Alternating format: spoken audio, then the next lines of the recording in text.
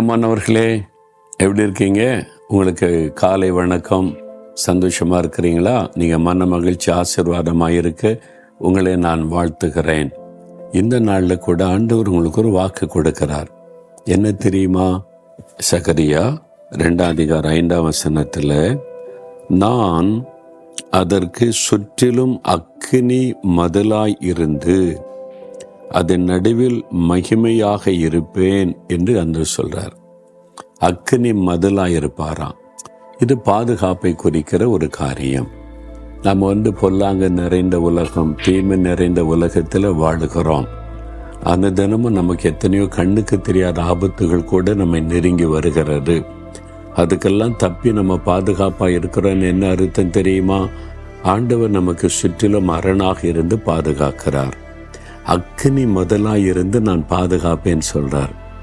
அதாவது இரும்பு கம்பியில் வேலி போடுவாங்க பாதுகாப்புக்கு. அதை கட் பண்ணி உள்ள நுழைஞ்சிடலாம். சிலர் அதில் எலக்ட்ரிஃபை பண்ணி கரண்ட் வச்சுருவாங்க. அது தாக்கம் வர முடியாது. கரண்ட் கட் பண்ணிட்டா வந்துடலாம். உயரமான மதில் சுவரை கூட தாண்டிடலாம். ரொம்ப உயரமாக இருந்தால் கூட அதையும் தாண்டி வரக்கூடிய காரில் இப்போ வந்து விட்டார். நெருப்புனால ஒரு மதில் இருந்தால் எப்படி இருக்கும்? நெருப்பு அப்படியே அக்கினி. யார் ஈஸியாக உள்ள நுழைய முடியாது. பிசாசு கூட உள்ள நுழைய முடியாது. அது ஆண்டவர் வைக்கிற அக்கினி மதிலாக இருப்பேன் அப்படின்னு ஆண்டவர் சொல்கிறார். என் ஊழியத்தின் ஆரம்ப நாட்களில் உண்மையாக நடந்த ஒரு சம்பவத்தை நான் நேரடியாக கேட்டேன். அது சாட்சியாய் ஒருவர் சொல்லுவதை நான் கேட்டேன். என்னன்னா, தமிழ்நாட்டில் ஒரு குறிப்பிட்ட பட்டணத்தில் ஒரு வாலிப மகள், அந்த மகள் ரட்சிக்கப்பட்டிருந்தா, பரிசுத்தாவினால் நிரப்பப்பட்டிருந்தாள். அவள் தினம் காலையில் வேத வாசித்து பரிசுத்தாவினால் நிரம்பி ஜெபித்து தான் போவாள். ஸ்கூலில் ஃபைனல் இயர் படித்து கொண்டிருந்தாள் என்று நினைக்கிறேன். அழகான சௌந்தரியமான மகள். அவள் பஸ்ஸில் இறங்கி அவங்க வீட்டுக்கு நடந்து போகணும் கொஞ்சம் தூரம். தினசரி அதுதான் அவள் போகிற காரியம். சில வாலிபர்கள் இந்த மகளை பார்த்து, அவளுடைய அழகை பார்த்து, இவளை குறித்து தவறான எண்ணம் கொண்டு பாருங்க, ஒரு நாள் அவள் பஸ்ஸில் இறங்கி நடந்து போகும்போது காரை கொண்டு சற்றும் எதிர்பாராத நேரத்தில் காருக்குள்ளே தள்ளி கடத்திட்டாங்க. அந்த பெண்ணை கடத்தி கொண்டு போய் ஊருக்கு வெளியில் இருக்கிற ஒரு வீட்டில் கொண்டு போய் அவளை கொண்டு போய் கட்டாயப்படுத்தி ரூமில் அடைச்சிட்டாங்க. அது ஊருக்கு வெளியில் இருக்குது. பக்கத்தில் வீடுகள்லாம் இல்லை. சத்தம் போட்ட வெளியே கேட்காது. ஜன்னல் மூடி இருக்கு, கதவெல்லாம் மூடிட்டு இந்த வாலிபர்கள் சொன்னாங்க, நம்ம ராத்திரியில் வரலாம் அப்படின்னு சொல்லிட்டு போயிட்டாங்க. மாலை நேரம் இவளை கொண்டு அடைச்சிட்டாங்க. இப்போ ஆபத்து. யாரையும் கூப்பிட முடியாது, சத்தமிட முடியாது, யாருக்கும் கேட்காது. அந்த மாதிரி ஒரு இக்கட்டான ஆபத்தில் அகப்பட்டு கொண்ட மகள் இப்போ இவளுக்கு அப்படியே கலங்கி கொண்டிருந்த போது உள்ளத்தில் ஒரு சத்தம் துவனித்தது. மகளே என்று கூப்பிடுகிற சத்தம். அவள் அதை கவனிக்க ஆரம்பித்தாள். பயந்து அழுது கொண்டிருந்த அவள் இப்போ அமைதியாக கவனிக்க ஆரம்பித்தாள். உள்ளுக்குள்ள இருந்து யார் பேசுவது? ஆண்டவர் பேசுகிறார். மகளே, பயப்படாத, நீ தனிமையா இல்லை, நான் கூட இருக்கிறேன். ஒருத்தர் உன்னை தொட முடியாது, நான் பாதுகாப்பேன்னு சொல்லி உடனே ஒரு தைரியம் வந்தது. அந்த ரூமுகளை முழங்கால் படியிட்டு இயேசுவை துதித்து ஜெபிக்க ஆரம்பித்தாள். ஜெபிக்க பரிசுத்தாவியானவர் நிரப்பினார். அந்நிய பாஷையில் அப்படியே ஜெபம் பண்ணி கொண்டே இருந்தாள். எவ்வளவு நேரம் ஜெபித்தானே தெரியும். அந்நிய பாஷையில் ஜெபித்து கொண்டே இருக்கிறாள்.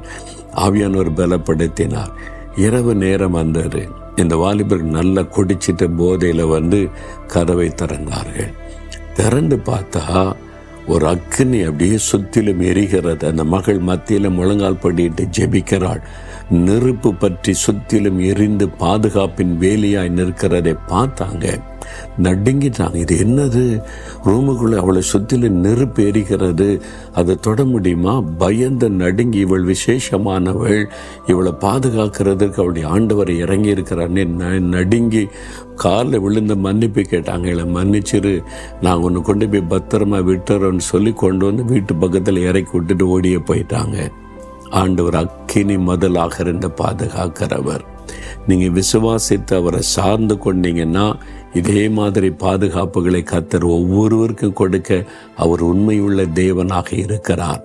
அவர் உங்களையும் உங்களுடைய பிள்ளைகளையும் உங்களுடைய குடும்பத்தையும் அக்கினி முதலாக இருந்து பாதுகாப்பார். பயப்படாதங்க. மந்திரம், பில்லி, சூனியம், ஏவல் ஒன்றும் கலங்காருங்க. அந்த அக்கினியை தாண்டி ஒருத்தர் உங்களை தொட முடியாது. அதனால தைரியமாக சொல்லுங்க, ஆண்டவரே, இந்த வாக்கு தத்தத்தை நான் விசுவாசிக்கிறேன். என்னை, எங்களை, எங்கள் குடும்பத்தை, எங்களுடைய தொழிலை, எங்களுடைய ஃபேக்டரி, பிஸ்னஸ், எங்களுக்கு உண்டான எல்லாவற்றையும் நீர் வேலி அடைத்து அக்கினி மதிலாயிருந்து பாதுகாக்கிறீர். நான் விசுவாசிக்கிறேன்னு சொல்லுங்க.